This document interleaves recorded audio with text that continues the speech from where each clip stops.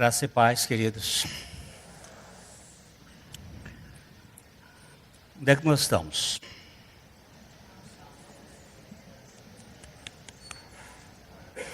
Vamos ver se a gente volta lá no Salmo 110, verso 4.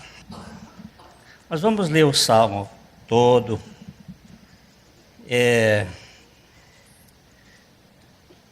Nunca é muito ler a palavra de Deus. Vamos ver, Bárbara, aí no Salmo 110.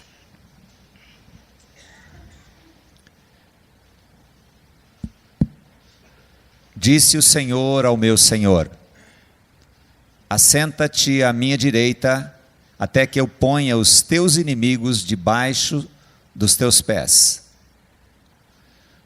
O Senhor enviará de Sião o cetro do seu poder, dizendo: domina entre os teus inimigos.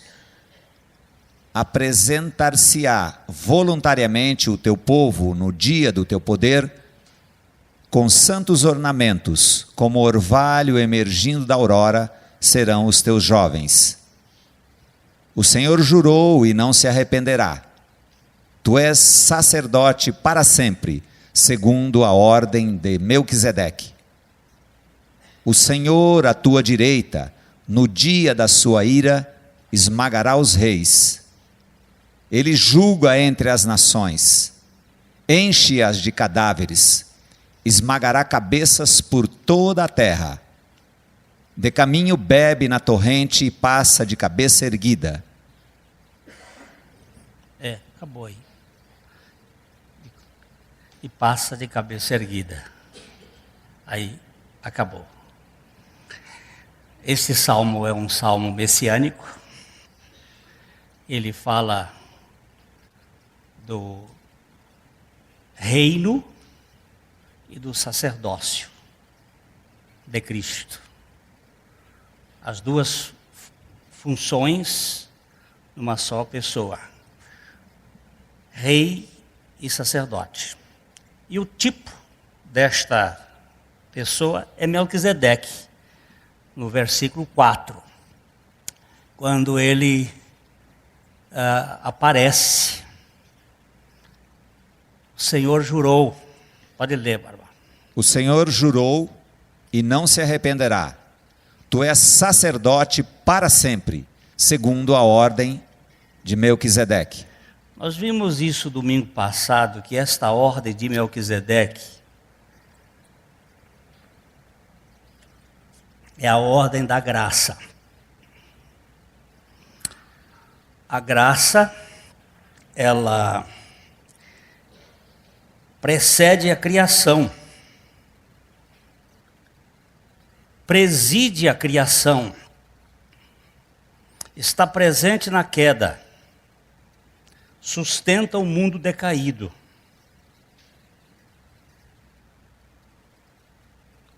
Ela é de ponta a ponta. A ação de Deus. Graça não é um elemento da Trindade. É a própria Trindade em manifestação. Alguém sugeriu por aí que eu seria pregador de um outro elemento da Trindade, a graça. Mas, na verdade, essa é um equívoco. Eu sou pregador, sim, de um elemento da Trindade, que é Cristo, Jesus. Esse é o foco da pregação do Evangelho. Ide por todo o mundo e pregai o Evangelho a toda criatura. É verdade. Este Evangelho está todo ele contido na pessoa e na obra de Jesus Cristo. Ele é a boa notícia. E tem uma ordem. Esta ordem é a de Melquisedeque, que antecede a ordem araônica, ou a ordem levítica, ou a ordem de Arão. A ordem de Melquisedeque aparece no momento em que Abrão, um eleito da graça, está retornando de uma conquista diante da Babilônia. Todas as vezes que você ler a palavra Babilônia na Bíblia, ela tem mais do que um significado de uma cidade, ela tem significado de uma filosofia política de governo do mundo. É a filosofia traduzida ou implantada por Nimrod, o arquiteto de uma revolução lenta e sutil até a casa ou a fortaleza de Anu, que é o Deus das trevas, aprisionando as pessoas com a mentira. Deus sempre fala a verdade. Satanás sempre fala a mentira. Quando ele fala do que lhe é próprio, porque é mentiroso e pai da mentira. Toda mentira procede do rei, do príncipe das trevas. Jesus, ele é visto no Novo Testamento como rabi, mestre, como salvador e como Senhor. Como Salvador só 16 vezes. Como mestre 64. Como Senhor mais de 650 vezes. Evidentemente que ele é Senhor. Sem dúvida nenhuma, não é pelo número de vezes, podia ser só uma, mas ele é Senhor. Agora, como mestre, ele foi especialista em ensinar por meio de histórias, de parábolas, de alegorias, de figuras. E ele contextualizava muito, falava histórias que o povo entendia. Então eu vou falar um pouquinho aqui. Uma teologia mais conservacionista do que conservadora. Deixa eu ver se eu consigo. Antes que houvesse Estado no mundo, havia famílias. Ou melhor, havia cidades. Vamos começar maior. Antes que houvesse cidade, havia família. Antes que houvesse família, havia pessoas. Antes que houvesse pessoas, havia planta. Antes que houvesse plantas, havia terra. Antes que houvesse terra, havia Deus. E antes que você me pergunte como é que Deus apareceu, Deus não existe. Deus é.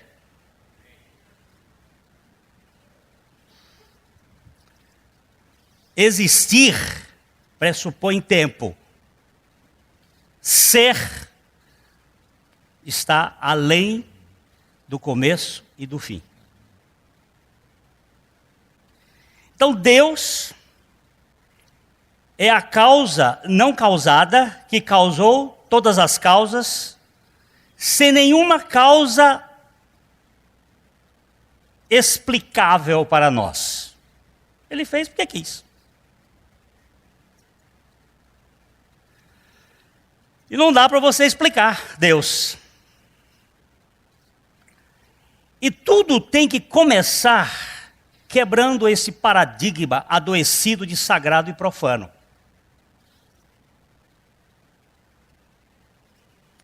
Porque não existe a possibilidade, diante de um Deus que preenche céus e terra, ter algum lugar profano. Porque profano significa fora do templo.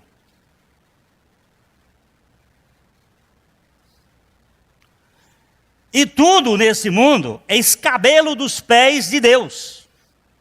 Portanto, não é possível ter um lugar profano diante de Deus. E ontem eu tive que, representando o meu bairro, como um dos mensageiros de um bairro que está sendo ameaçado de sair do ZR1 para ZR2. O que significa isto? É o plano diretor da cidade de Londrina, que desde 2005 está sendo estudado por um órgão da prefeitura, para mudar o zoneamento da cidade. E mudando o zoneamento da cidade, vai mudar as coisas. Você tem hoje um ZR1, que é uma coisa bem simples para casas. Se ela virar ZR2, vai virar um negócio que pode ter escola, pode ter comércio, pode ter edifícios mais altos. E aí começa o negócio. E tem umas coisas que a gente é político. Nós somos seres políticos. Não político no exercício de política, mas político no exercício de morarmos numa polis, numa cidade, onde você tem possibilidade de exercer suas funções. E segundo, eu não gosto desse modelo democracia. Esse é um modelo criado por Clístenes e Péricles, 500 anos antes de Cristo, para engendrar o processo do implante do anticristo. Depois, quando vocês tiverem tempo para estudar história da filosofia, então vocês estudem um pouco, para não ficar tão à toa, achando que o mundo é aleatório e que as coisas correm assim, como ao Deus dará. Não, tem um projeto que vem lá da casa de Nimrod, um projeto de implantação de um sistema anticristo. Eu ouvi uma mensagem essa semana, muito interessante, de um pastor, disse, não é anti-Jesus, é anticristo. Até podemos aceitar o Jesus histórico, mas o Deus que se fez carne, ele se torna paradoxal. E nós estávamos lá, na Câmara. Câmara é isso aqui, né? Câmara é aquilo lá. E estamos representando lá o povo. O povo, dizem no sistema democrático, que é o governo do povo, pelo povo e para o povo. Isso é o que dizem. Mas eu acho que, como Jô Soares dizia, o povo é apenas um detalhe. Ele entra na história como Pilatos entrou no credo. Pof! Mas estávamos lá, temos aqui 3 irmãos que estavam lá também, lá do nosso bairro, e De repente começam os debates, não, as informações. A Folha de Londrina dizia ontem que o projeto ia ser aprovado porque o órgão tinha toda a certeza absoluta de que isso foi feito tudo conforme reza os catecismos maiores da dignidade. Mas quem é que manda no mundo mesmo? Vocês sabem? Lá atrás, um cidadão, 1700 e uns pedaços, chamado Joseph Meyer, disse o seguinte: não me importo quem é que manda no mundo. Importa que eu seja o governador do que manda no mundo, o dinheiro. E eles criaram 4 bancos internacionais: a Casa de Warburgo, a Casa de Rothschild, a Casa de Rockefeller e a Casa de Morgan. Essas 4 casas governam o dinheiro do mundo circulante. E eles que mandam no mundo. Quem manda no mundo é o dinheiro. Por isso que Jesus diz assim: não se serve a Deus e a Mamon. E os poderes econômicos são fortes. E há interesses. Nós temos uma cabeceira de pista, uma pista que desce aviões. E hoje, quando desce daqui para lá, não de lá para cá, daqui para lá, o avião perdeu 250 metros da pista. Porque em governos atrás, um prefeito autorizou que construísse um prédio em cima da cabeceira da pista, na frente. Então o avião não pode descer no ângulo e nós perdemos. Eu moro num bairro em que uma quadra foi estabelecida na calada da noite para construir edifícios de 20 andares. Então, os poderes econômicos fazem jogadas. E o povo dorme de touca. E por que dorme de touca? E nós estávamos lá. E como é que é? Como é que funciona isso? Está aí um bocado de gente lá, do bairro. E de outros bairros. Eu estou dizendo isso para acordar. Que Babilônia funciona. Aí foi explicado que do órgão produtor do projeto, que começou em 2005 a 2010, o negócio mudou 50 itens mudaram assim.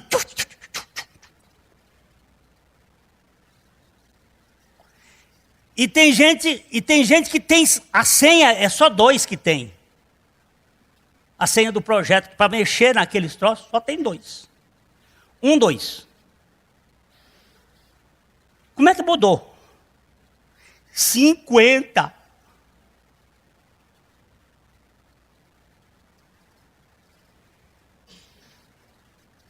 Aí, o negócio vem, aí tiveram que tirar de pauta. Vai ter... Isso foi gasto milhões. Empresas. Aí vai ter que voltar tudo, ouvir povo para poder falar. Eu sou de um bairro, eu não quero que bote universidade no meu bairro. Quando eu comprei terreno lá, não tinha. E agora estão querendo enfiar por causa de direitos. Então, peraí. Você imagina se Deus mudasse ao bel prazer dos delegados de funções de poder econômico? Você imaginou um negócio desse? Você já imaginou um mundo que sofresse mutabilidade de Deus ao belo prazer, mas a minha Bíblia diz que Deus, Ele é o mesmo. Ontem, Ele é o mesmo hoje, e Ele é o mesmo eternamente. Por isso, merece crédito, não muda, e do órgão lá da eternidade para agora, não alterou um dedal. Você está entendendo? Está entendendo? O projeto de Deus é a graça. Sempre foi a graça. Adão não é um erro de Deus. A queda não foi um acidente de percurso. Nem Adão era a figura final de Deus. O objetivo de Deus sempre foi Cristo Jesus, o seu Filho amado. Estava tipificado na árvore da vida. Ele sempre foi Cristo. A realidade última deste universo. Não é você, nem a sua felicidade, nem a minha felicidade, nem o meu bem-estar. A finalidade de todas as coisas que a minha Bíblia diz que é dele, por meio dele, e a finalidade para ele são todas as coisas. Glória, pois, a ele eternamente. Amém. Então, meus amados e queridos irmãos, o sacerdócio de Arão ou de Levi era provisório. O de Melquisedeque não. O sacerdócio de Levi era transitório. Tinha tempo de validade. Serviu como aio para nos conduzir ao propósito final e absoluto de Deus, que é o seu Filho.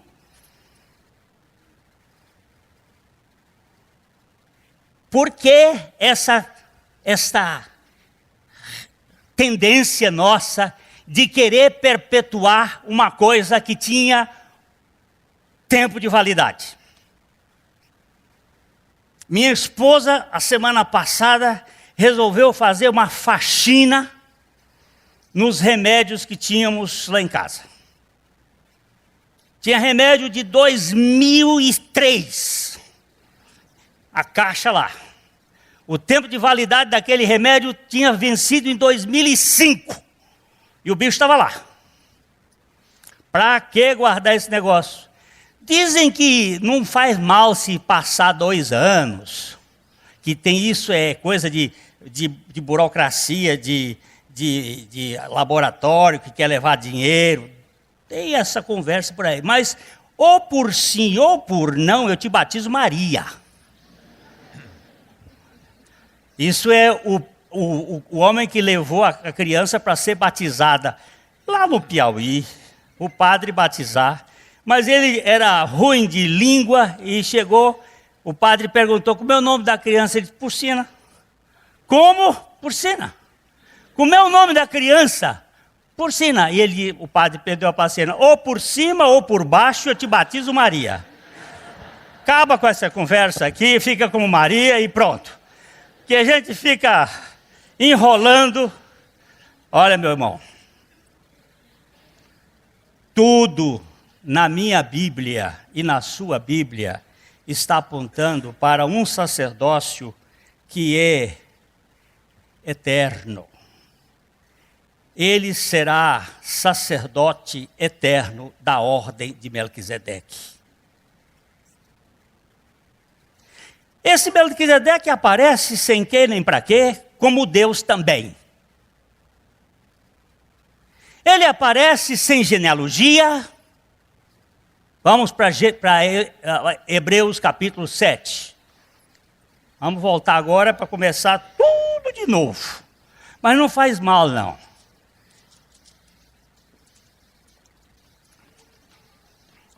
Uma irmã escreveu para o livro, para o projeto Literatura com Propósito, que nós temos aqui no Brasil, e temos no Paraguai, e temos na Bolívia, e aqui no Brasil, uma irmã disse assim: os livros do pastor Glênio são muito repetitivos. Aí o irmão respondeu assim: a Bíblia também. A Bíblia é muito repetitiva. Todo professor tem que ser repetitivo. Se não for repetitivo, não ensina.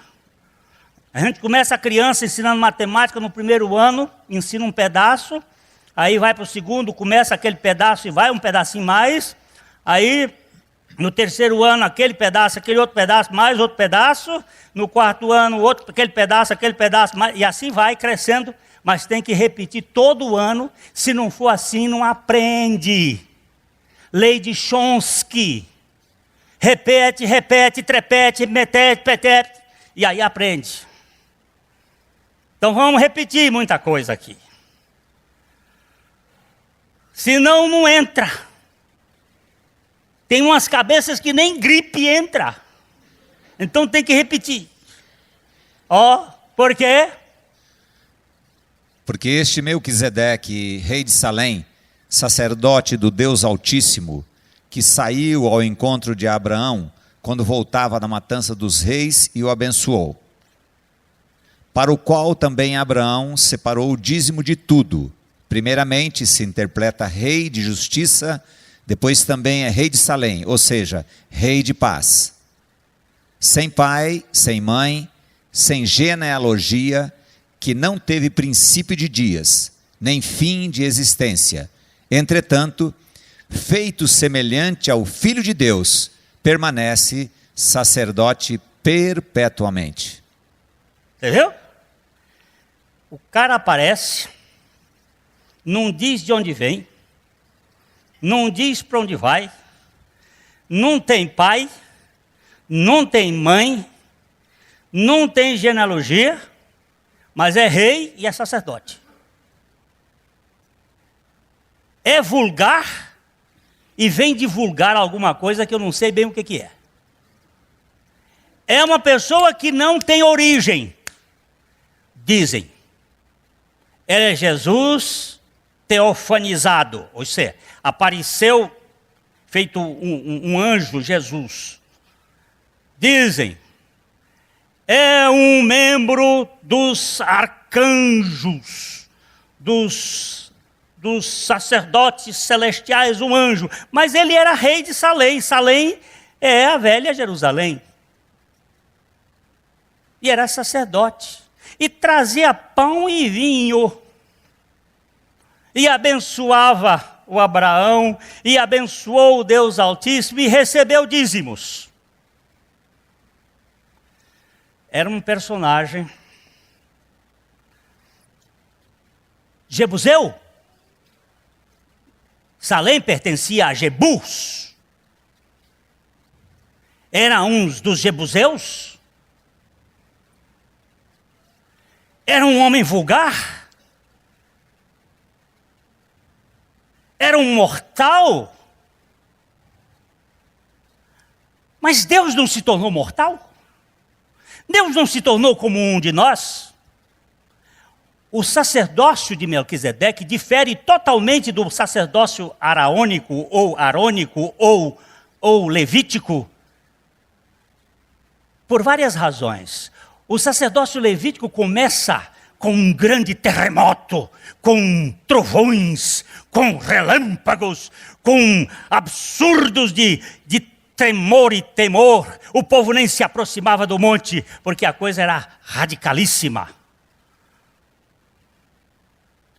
Porque ela está trabalhando com uma coisa tremenda, que se chama natureza humana, na sua rebeldia. Lei serve para isso. Mas o sacerdócio de Melquisedeque aparece muito sutilmente para quebrar esse poder da governabilidade do que vem de Babilônia. Ou seja, o sistema filosófico que está nas escolas. Entendeu? A meritocracia. Entendeste? Que faz com que as pessoas se difiram umas das outras pelas qualidades de dominação.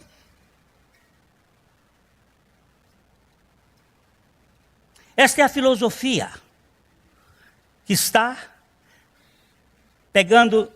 pegou em mim, em vocês, nos nossos filhos, na escola, no adoecimento. Eu sou melhor do que você. Porque eu sou o primeiro da classe. Você é um rabotalho.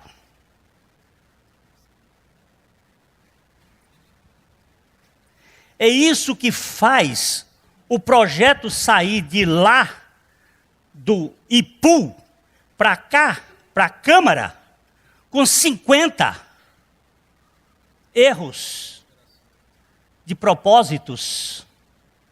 É isso que faz com que a hipocrisia da religião do tempo de Jesus, as pessoas tinham o talite perfeito, mas o caráter de roubar as viúvas e os órfãos, fazendo longas orações.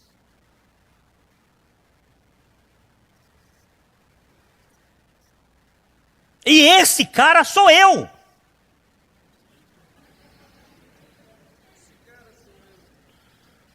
Sou eu que fui sequestrado do império. Fui eu que fui retirado do império das trevas para o reino do Filho do seu amor e fui sequestrado depois para a religião da Babilônia. Eu sou uma nova criatura. Mas eu sou um religioso. Quanto mais adoecido.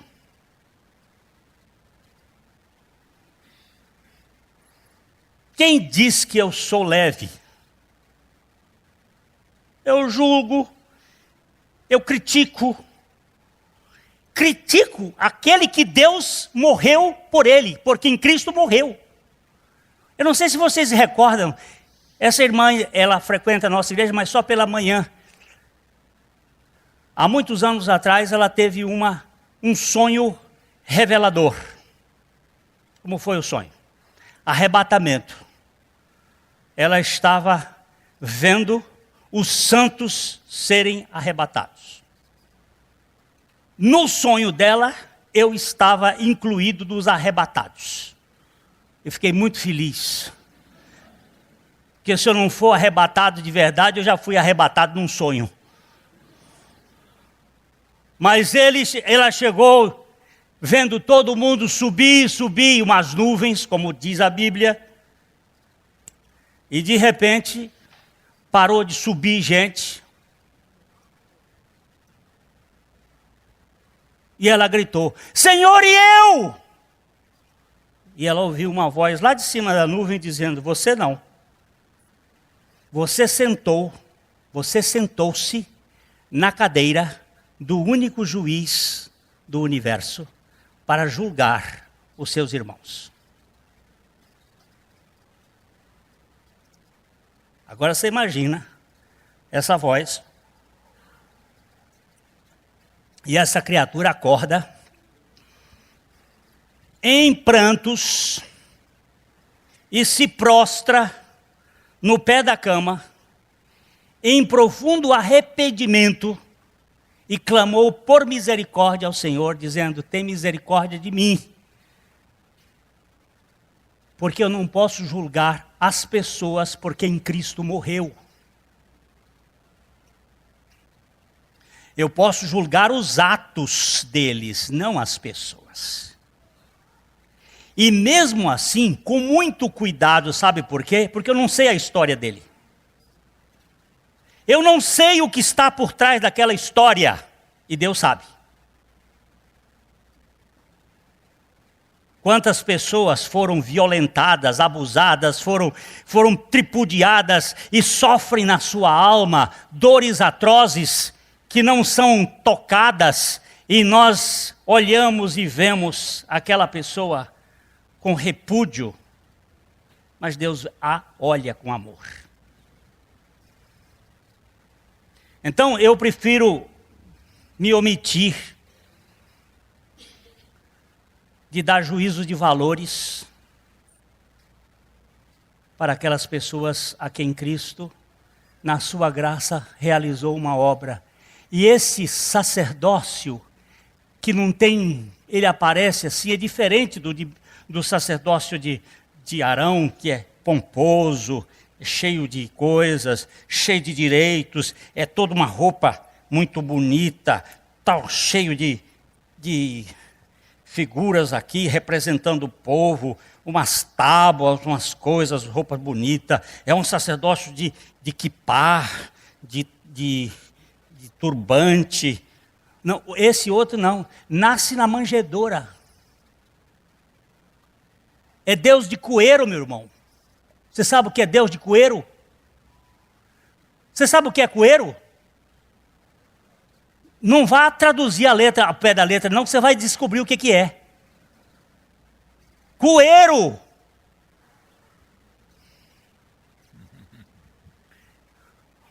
Um Deus que faz cocô. Você imaginou um negócio desse? Um Deus amamentado. Um Deus insignificante, que para poder identificar tem que dar um beijo, porque é comum demais.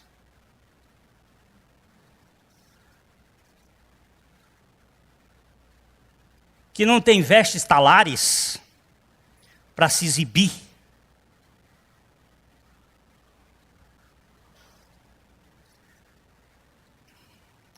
Esse sacerdócio é o sacerdócio do desgraçado, do falido, daquele que está caçando aceitação e não acha aceitação num título universitário, porque não preenche o vazio. No talão de cheque do seu banco, que está com a bufufa cheia, mas está com o coração vazio, onde nada desse mundo preenche, este buraco, como diz Pascal, esse vazio de Deus que está dentro de nós, que não tem nada que preencha senão o próprio Deus encarnado em Cristo. Amando. Esse é o sacerdócio de Melquisedeque. Vamos caminhar um pouquinho mais. Eu ainda tenho mais uns minutinhos.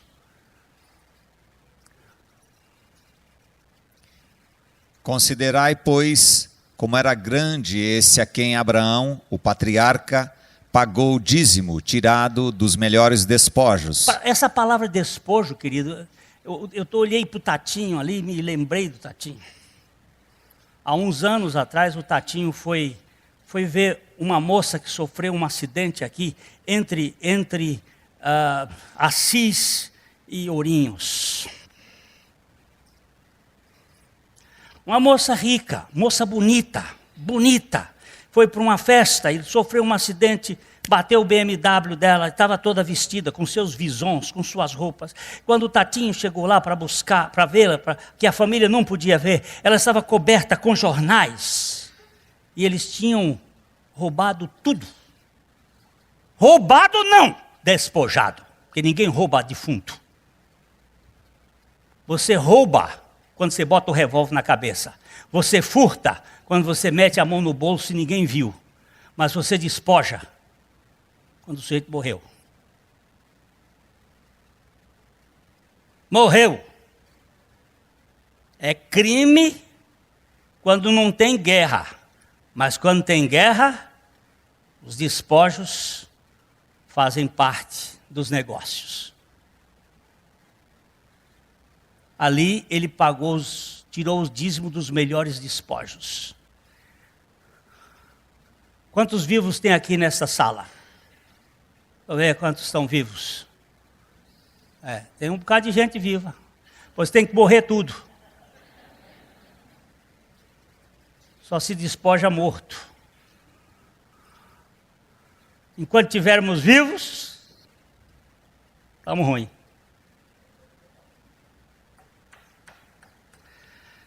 Pagou os melhores despojos. Vamos lá. Ora, os que dentre os filhos de Levi recebem o sacerdócio, têm mandamento de recolher, de acordo com a lei, os dízimos do povo, ou seja, dos seus irmãos, embora tenham estes descendido de Abraão. Olha, os dízimos do Velho Testamento eram para os sacerdotes, para os levitas.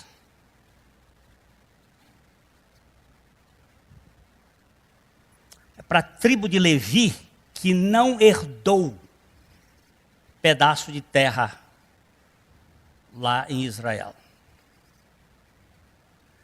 Mas ele vai dizer que eles que recebiam os dízimos, pagaram o dízimo a Melquisedeque nos lombos de Abraão.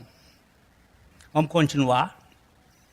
Entretanto, aquele cuja genealogia não se inclui entre eles, recebeu dízimos de Abraão e abençoou o que tinha as promessas. Você viu que a graça tem uma coisa que as promessas, do domingo passado eu já falei sobre essas promessas, que elas antecedem a tudo, 430 anos antes da lei. Ela antecede a tudo, mas ela antecede a criação do mundo. Continuando. Evidentemente, é fora de qualquer dúvida que o inferior é abençoado pelo superior. Abraão era inferior a Melquisedeque.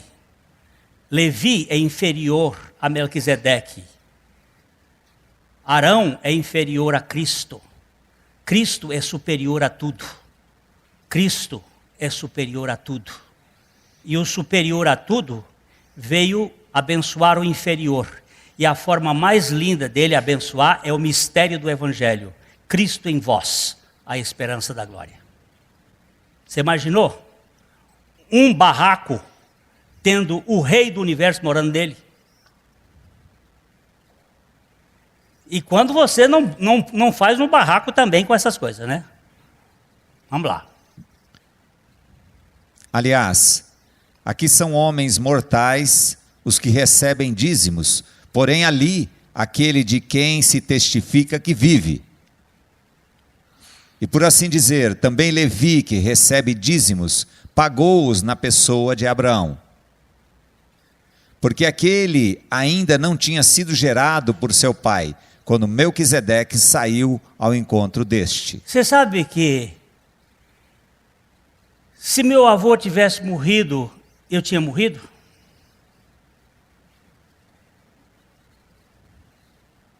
Se meu avô tivesse morrido antes de meu pai nascer, eu tinha morrido com ele.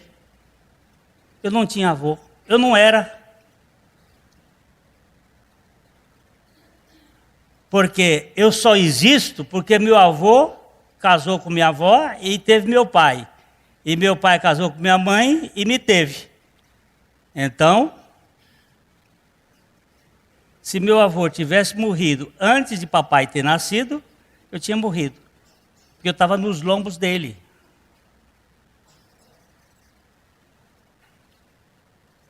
E quando Abraão deu o dízimo a Melquisedeque, Levi deu. Porque Levi estava nos lombos de Jacó, e Jacó estava nos lombos de Isaac, e Isaac estava nos lombos de Abraão.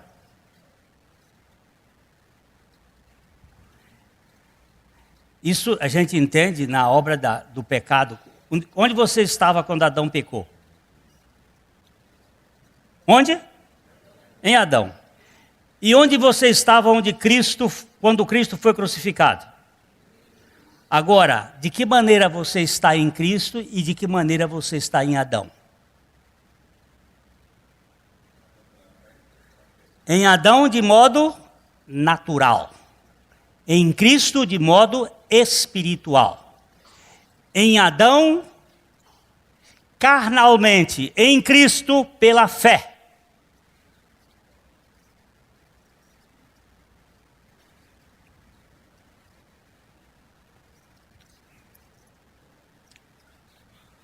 Vamos embora.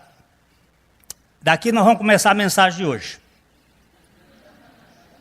Se, portanto, a perfeição houvera sido mediante o sacerdócio levítico, pois nele, baseado, o povo recebeu a lei, que necessidade haveria ainda de que se levantasse outro sacerdote, segundo a ordem de Melquisedeque, e que não fosse contado segundo a ordem de Arão? Que pergunta! Ora, se a perfeição tivesse sido possível pela lei, pelo sacerdócio levítico, qual era a necessidade de se levantar outro sacerdote segundo a ordem de Melquisedeque, que não houvesse contado segundo a ordem, que não fosse da descendência de Arão? Arão teve 4 filhos. 2 morreram queimados, Adab e Abiú, morreram queimados porque encheram a cara de pinga não, de vinho, e foram botar fogo estranho dentro do holocausto, do sacrifício, e o fogo do Senhor caiu sobre ele e matou os 2, lá dentro, e sobraram 2, Eleazar e Itamar. A turma do Itamar acabou em Eli, o profeta que perdeu a visão espiritual e deixou 2 profanos, os 2 filhos dele, fazer coisas de profanação. Profanação é não enxergar Deus.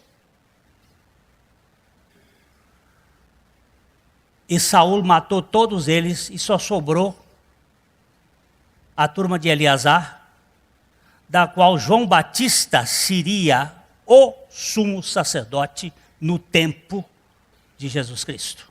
Mas tinha no lugar 2 picaretas, Anás e Caifás, que nem da descendência de Arão era, posto pelo governo romano, por autorização de Herodes, que tinha feito negociata, porque a religião sabe fazer muito bem isso. Mas Deus não entra nessa, por isso que Deus foi clamar no deserto, através do seu sumo sacerdote, e dizer assim: eis o Cordeiro de Deus que tira o pecado do mundo.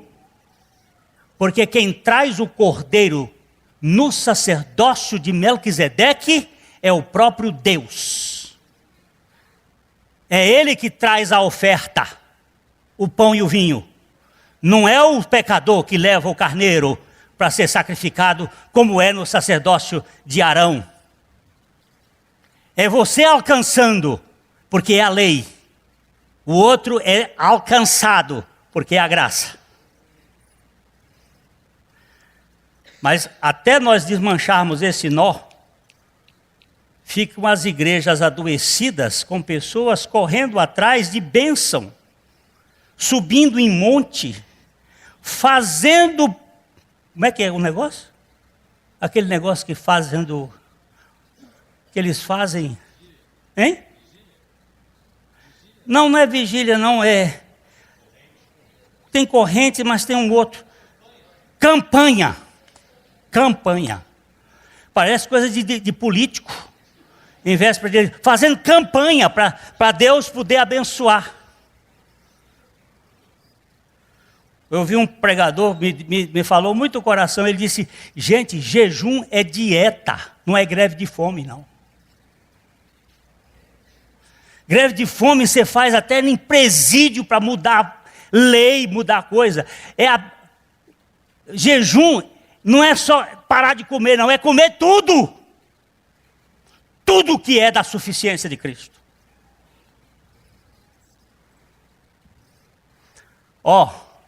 Se houvesse perfeição lá, para quê? Se carneiro levado por mim ia me tirar pecado, por que que tem um carneiro trazido por Deus?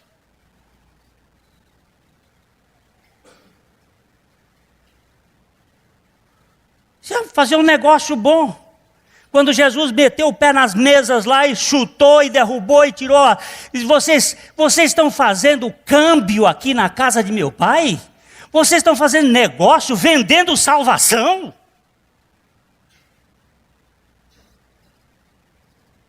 Vocês estão fazendo troca?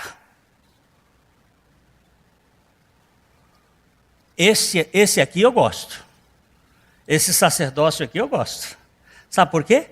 Que eu não posso oferecer nada para ele, senão os meus pecados. E ele pega. Vamos lá, um tiquinho? Eu tenho que buscar minha mulher já no aeroporto. Pois quando se muda o sacerdócio, necessariamente há também mudança de lei. Eu vou parar aqui, nós vamos parar. Olha, meu amigo, mudou a lei. A Torá agora torou. Mudou a lei. Vou só lembrar vocês que nós falamos domingo passado de manhã. Quantas letras fazem parte? Quantas letras fazem parte os 10 mandamentos? Lembram-se ou não?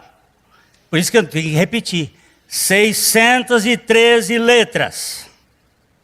Os 10 mandamentos são compostos de 613 letras. O que foi que a turma que veio da Babilônia depois do exílio fizeram nas sinagogas? Leram o Pentateuco, Penta é 5, Pentateuco, 5 livros da Bíblia. Gênesis, Êxodo, Levítico, Número, Deuteronômio. Tá? 5 livros. Eles leram e captaram e pescaram 613 mandamentos. Um para cada letra dos 10 mandamentos. Já tinham 10. Agora eles puseram mais 603. Aí 248 mandamentos positivos, referente a cada órgão do corpo humano, segundo a anatomia. Segundo a anatomia deles. Hoje a anatomia é diferente. Mas naquele tempo eram 248 órgãos no corpo humano, 248 mandamentos positivos. E 365 mandamentos negativos. Para cada dia do ano. Você tinha uma praga sobre a sua cabeça se você errasse. Por isso você tinha que saber todos de cor. Chega um religioso formado na universidade de Nimrod, lá da Babilônia, pergunta para Jesus, era um fariseu. Fariseu é aquele que fareja. E saduceu é aquele que saduz. Isso é a definição do irmãozinho lá do interior de Pernambuco. Então o fariseu farejando Jesus chegou para ele e disse assim: mestre, rabi, qual é o maior mandamento? Qual é o grande mandamento? E o Senhor responde: o maior mandamento, mais grande, é amarás o Senhor teu Deus. Nunca diga isto que muitas vezes você ouve as pessoas dizer: amar a Deus sobre todas as coisas. A Bíblia nunca disse isso. Isso aí foi uma invenção de Alziro Zarur aqui no Brasil. A Bíblia não fala de amar a Deus sobre todas as coisas, não. Diz para amar acima de tudo, não é só coisa não, pessoa, tudo. Amarás o Senhor teu Deus de todo o teu coração. de toda a tua alma, com todas as tuas forças e com todo o teu entendimento. Café. Coração, alma, força e entendimento. Pode tomar o café que você está com a fé boa. Isso. Jesus diz, este é o primeiro e maior mandamento. O segundo, semelhante a este, é: amarás o teu próximo como a ti mesmo. Destes dois, olha aqui Jesus, dependem a lei e os profetas. Eram 613, Jesus retirou 611 e tornou apenas 2 mandamentos, que na final de contas, Paulo diz, tudo isso resume num só: o cumprimento da lei é o amor. Ficou simples? E 611, segundo a pesquisa do pastor Humberto, feito lá num dia que nós estávamos estudando o texto, assim, dando uma olhada, 611 é o número, é o valor numérico da palavra Torá.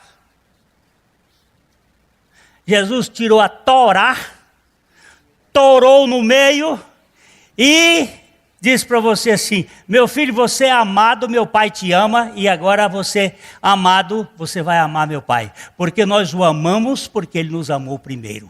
Amém. Nós o buscamos porque ele nos buscou primeiro. Nós o queremos porque ele nos quis antes. Nós o aceitamos porque ele nos aceitou. Aliás, nós nem aceitamos, nós recebemos porque ele nos aceitou. Essa é a frase correta. Esse é o sacerdócio mais lindo do Melquisedeque. E nós vamos ficar aqui parados nesse aqui, que mudou a lei. Mudou a lei. Sabe onde é que está a lei agora? Não está mais na tábua do lado de fora. Está escrito na mente e no coração.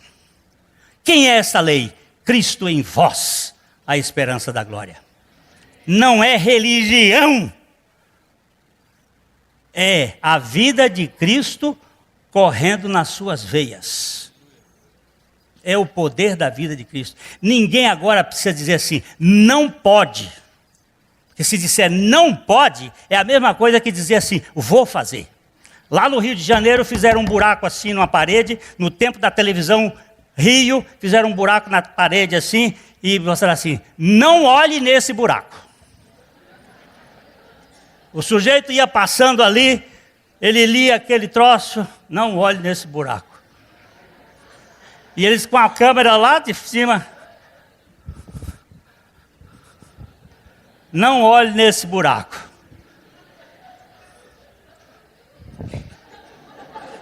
Aí dizia assim, ó seu trouxa, depois você vai culpar Adão.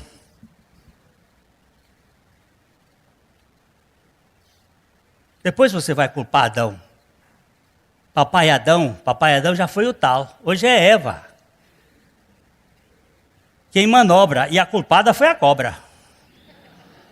Isso é música de carnaval antigo. Do meu tempo. Que já faz tempo. Você está pensando que você vai, não vai.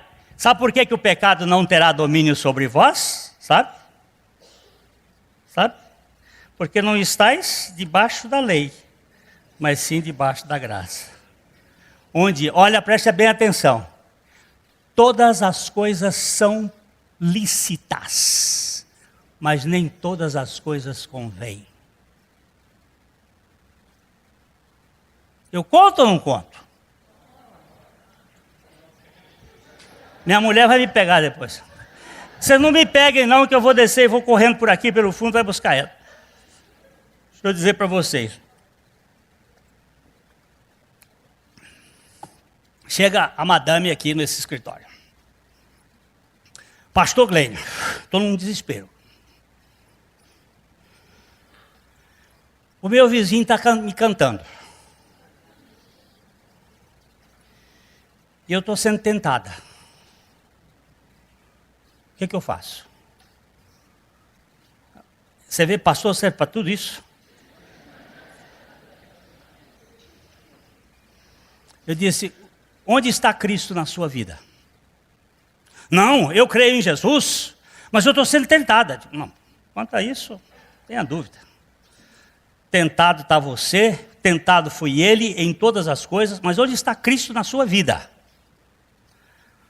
Não, eu tenho certeza que eu morri e ressuscitei com Cristo, então vai com o cara para o motel. Você está me dizendo que Cristo é a sua vida? Pastor! É assim que pastor faz? Eu digo, não, é assim que o evangelho faz. O evangelho lhe tira o cabresto da lei e lhe põe a vida de Cristo para ser a tua vitória. Se você for proibida, você vai dar para ele qualquer hora. Agora, eu lhe entrego ao Senhor Jesus. E você se veja com ele. Bateu o pé, saiu batendo a porta. E subiu. 3 meses depois, ela apareceu. E eu digo, e daí?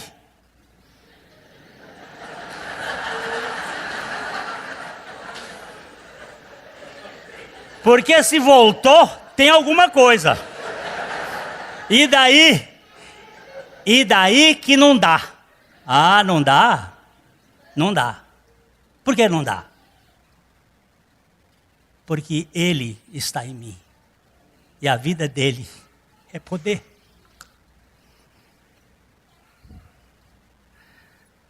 É hipocrisia dizer para as pessoas, não faz, porque ele não faz na frente, mas faz por trás. Eu sempre fiz por trás, você não faz? Lá nos homens, ó, o cara dizia assim, eu ligava lá a televisão para ver o filme pornográfico, na hora que minha mulher mexia eu apagava. Você está vivendo pelo olho da sua mulher. Você não está vivendo pela graça de Deus. E Deus não está contabilizando as suas faltas. O poder dele é maior do que o seu pecado. Ele transforma você de dentro para fora, pela sua graça e não pela lei. Entendeste o ministério de Melquisedeque? Ele tira a hipocrisia da nossa cara. Tem misericórdia de mim, Senhor, que sou pecador. E não, eu não sou como os demais homens, roubadores e adúlteros e tal, e tal, e tal, e tal. Ele tira a máscara. A mensagem que você acabou de assistir faz parte do Ministério de Comunicação Palavra da Cruz. Temos um grande acervo de estudos bíblicos em áudio e vídeo. Distribuímos também gratuitamente o jornal mensal Palavra da Cruz. Entre em contato conosco pelo fone 0 operadora 43 3372 8900 ou pelo e-mail livraria@piblondrina.com.br. Visite-nos pelo site www.livrariapiblondrina.com.br ou acesse www.piblondrina.com.br. Graça e paz.